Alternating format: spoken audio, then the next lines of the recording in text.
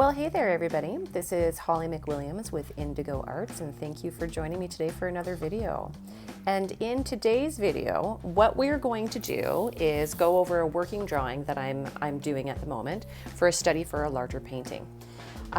Working drawings are really important, and not a lot of people tend to do them, and I just find so much value in taking the time to do a quick little sketch of paintings ahead of time. And there's a few reasons why. Sometimes when you do a sketch ahead of time, you may find that your great idea that you had for this photo reference to make a painting might actually not turn out. Or maybe after doing the drawing, you just are kind of done with the image and you want to move on to something else. Oftentimes I find that any areas that are complicated within the drawing where I'm getting kind of stuck, or maybe they're really, really hard, are usually areas that when you're doing the painting are going to be infinitely 10 times harder, because you're going in with all these different colors and values and application techniques, and it's so much easier to take a little bit of time with a pencil and eraser and try to figure out some of these more complicated areas before you just dive right in. Now, another thing that I like to do with working drawings as well is figure out my design and composition. So I started off this drawing with doing some really, really light registration lines, and what I was trying to do was get her face positioned on the page here so that I can think about all the negative space in behind and have a really strong composition. Because you know what, you can be a killer good painter, but if you don't have design and composition down, your paintings are gonna be kind of dull and somewhat flat and uninteresting. So once again, taking a little bit of time with a working drawing, you can figure all of these different things out. To begin with this drawing, I did start off with a pencil, just because the pencil is a little bit easier to erase. And this picture is actually incredibly complicated. It's really, really emotive. So the positioning of the eyes, nose, and mouth are imperative that I kind of get them so that they feel like they're working together to make that emotion that I'm trying to convey believable. So starting off with the pencil, it was easier to go in and erase and make small adjustments. And once I figured out, okay, I think I'm relatively like just a few millimeters off here and there, and it goes into the tweaking phase, then I will go into a charcoal pencil.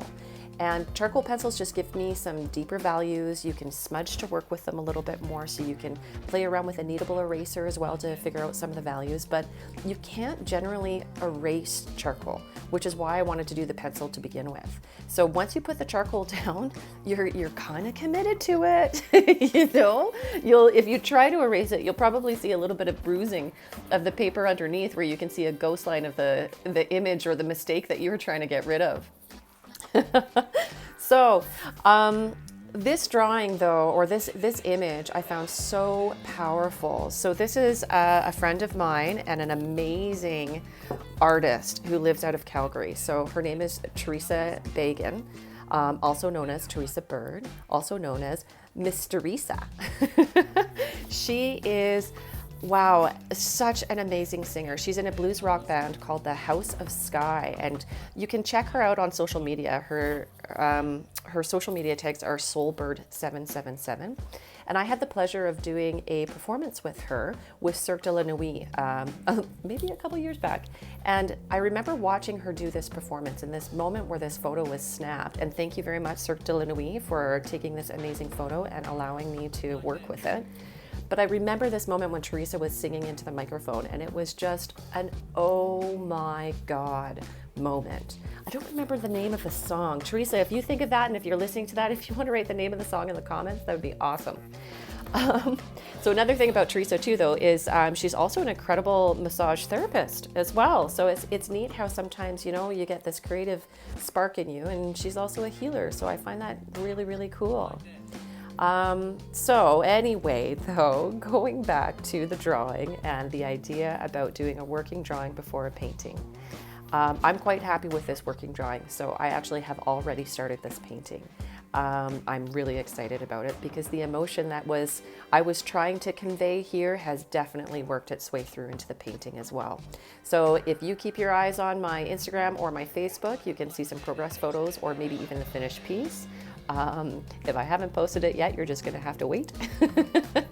But thank you all very much for joining me today, and I hope you got a few little tips to help you with your own creative journey, because that's what it's all about, you know? Everyone's just got to get down with their creative selves. So thanks again for joining me. Don't forget to hit the like and subscribe button if you want to see some more videos. Take care.